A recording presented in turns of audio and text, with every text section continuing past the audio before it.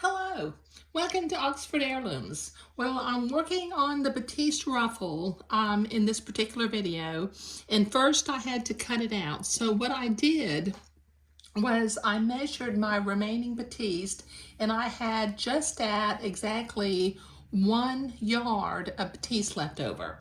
So each of my panels is 40 inches wide. Well, my grid with the border and the 3x3 grid.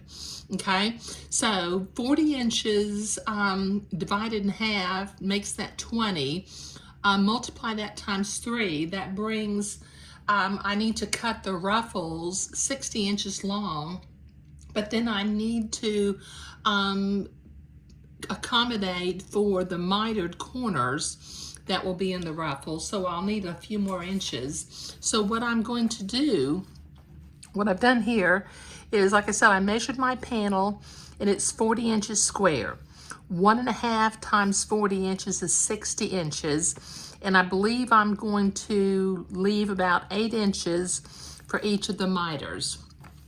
So when I get my, I took my 36 inches of fabric and I cut it into 6 pieces. So that left me with 4 pieces of fabric that are the entire 54 inches width of the fabric.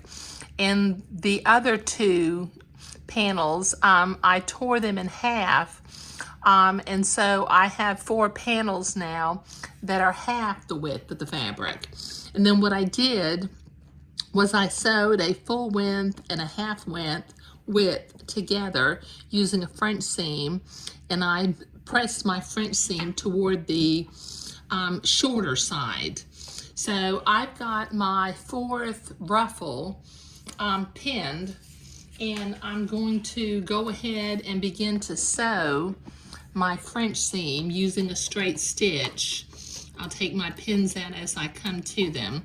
I know I still have the selvage over here, so I'm going to sew about 1/8 of an inch away from the selvage, and then I'll trim it back and press that seam to one side. I may just finger fold it so that I can continue going and not have to go to the ironing board. But I can press it to one side and then come back and do the second pass of my French seam, because these are fairly short. Won't take me very long to sew.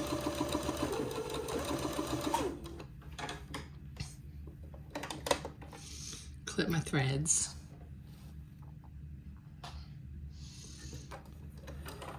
Okay, now I'm going to trim my seam till it's about 1/8 of an inch.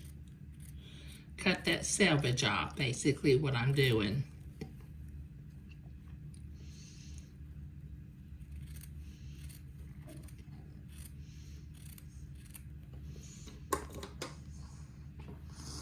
Okay, then I'm going to open this up and I'm going to finger fold it to one side so that I can come back and do the second pass of my French seam at about 3/16 of an inch.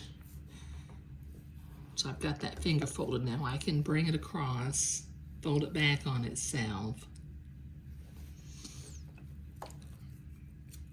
fold it on that seam, just finger fold it. Since it's Swiss batiste, you know, I can do a little bit of finger folding.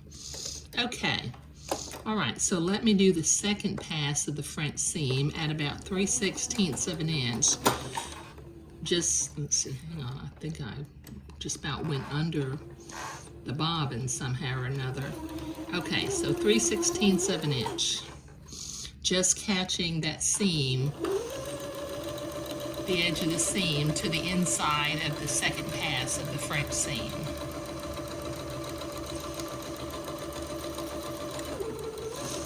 Okay, now I am going to have to go to the ironing board and press this seam toward the short side of the fabric, but I'll do that in a minute. Okay, so back to my little piece of paper. What I'm going to do with my long lengths of fabric, I'm going to fold them in half, and I'm going to make a mark at the halfway mark, which according to the ruffle, if it's a 60-inch ruffle, that'll be at 30 inches. Now, as you recall, I marked my bordered 3x3 grid at the, well, I didn't mark it at the ends, but I marked it at the halfway mark and the quarter marks. So I need to mark my ruffle at the quarter mark and the ends, which would be 0 inches, and then leave about 8 inches for the miter on either side. So I hope that makes sense. So I'll mark it in the center, 15 inches from the center at 15 and 45, 15 inches from the quarter and 3/4 marks, so 0 and 60, and then leave about 8 inches. I'm going to, let's see, if my lace is pretty wide, so I think I'm going to lose about a 1/2 inch when I zigzag this lace to the edge of the fabric. So let me real quickly measure how wide this ends up being with this little ruler that's painted on to the platform of my sewing machine table. So when I add this lace, it's going to be about 7 3/4 inch. So I may leave 9 inches, 9.5 inches for each one of my miters. So let me go to the ironing board and press my 4th ruffle French seam towards the short side of the ruffle.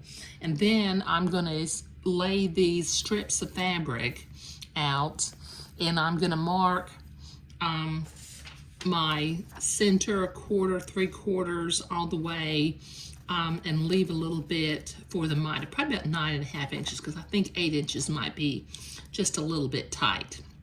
So, but I don't want to sew the flat lace all the way on, because I don't want to end up wasting a whole bunch of flat lace. So I'll be right back. Okay, I have pressed all of my ruffle pieces, and because I want to have the shorter end of the batiste on the same end on each ruffle, I wrote the word top up at the top right hand corner of each piece, and then I wrote a little directional arrow so that I will make sure that my lace is flowing from left to right as I sew it onto each ruffle piece. But then, know that old adage, measure twice, cut once, so you don't make mistakes. I actually measured my lace a couple of more times, and I was given 8 yards of lace edging to do this particular project, which doesn't give me enough to quite do a ruffle that's 1.5 times the length.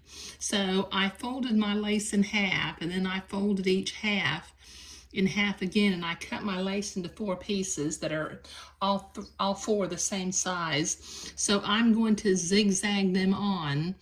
I'll start a little bit, on this side of the selvage, so that the selvage doesn't end up being in the miter. But I'll zigzag that on until I run out of lace. And these marks that I made up at the top, which were for the miter corner and the 1/4 and the 1/2 and the 3/4 mark, I'm going to have to spray them with distilled water and re-measure the ruffle, which is okay. I can do that just fine. But let me begin with my piece of lace. I've got my machine set for a zigzag and the appropriate stitch length and stitch width for sewing flat lace to flat fabric. Now let me make sure I've got my lace coming the right direction. Okay, I want it to flow that direction, so I'm going to start about 1/8 of an inch to the the inside of the selvage, and I will just begin to zigzag this lace to the batiste. As you can tell, that I've got a lot. I got 8 yards of lace to zigzag on. So this is going to take me a while. I'll set my machine to a little bit faster speed. Maybe I can get it done a little bit more quickly. Okay, since I'm just doing a straight seam, I can zigzag a lot faster. Okay, so this is going to take me quite some time to get all 4 pieces of lace zigzagged onto their appropriate ruffle. So I'll be back to remeasure and remark in order to attach it to the lace panel. Okay, I've got the lace sewn onto one of the ruffle pieces, and as you see, I've got a little bit of batiste left over. So I'm going to fold this up even with itself, and then I'll finger fold it, and I can cut that off. I don't have my fabric cutting scissors in here, so I'll cut that with my embroidery scissors, just along the little line where I folded it.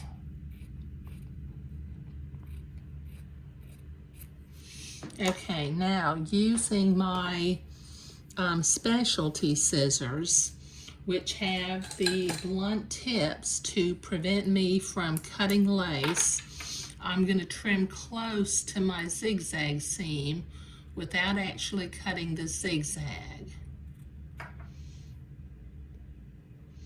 And if you used a real tight zigzag, you know, that was not too narrow, the lace is zigzagged to the edge of the fabric just fine because it won't get a lot of pressure. Okay, so since I'm using these specialty scissors again, and every time I use them, I'm not sure if you noticed, but I do put down in the video description a link where you can order a pair.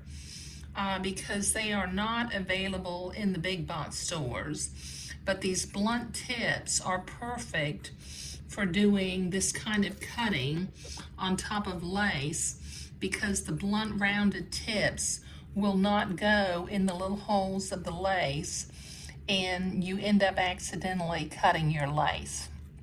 Okay, so this is going to take me a while to get this cut, and I've got 3 more pieces of ruffle and lace to do this to, so I'll be right back.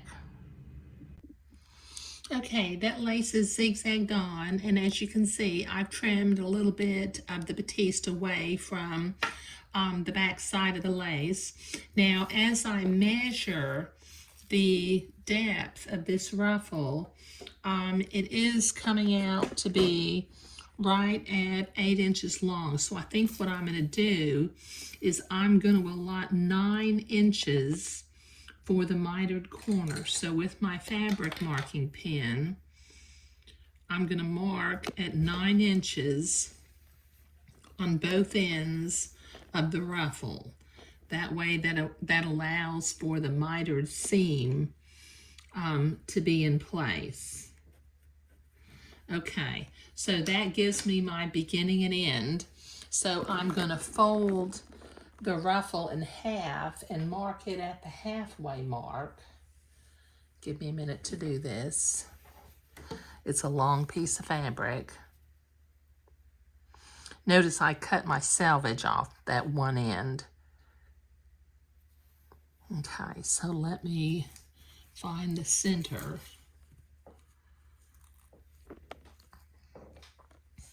There's my center. I'll put a little mark at my center. Okay, now I'm going to fold my center to my miter mark.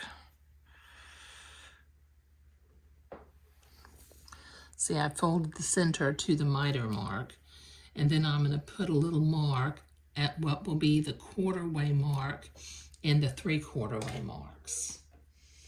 Okay, now I'll do this on all 4 ruffle pieces, and then we will be ready to begin to attach the ruffles to the sides of the lace panel.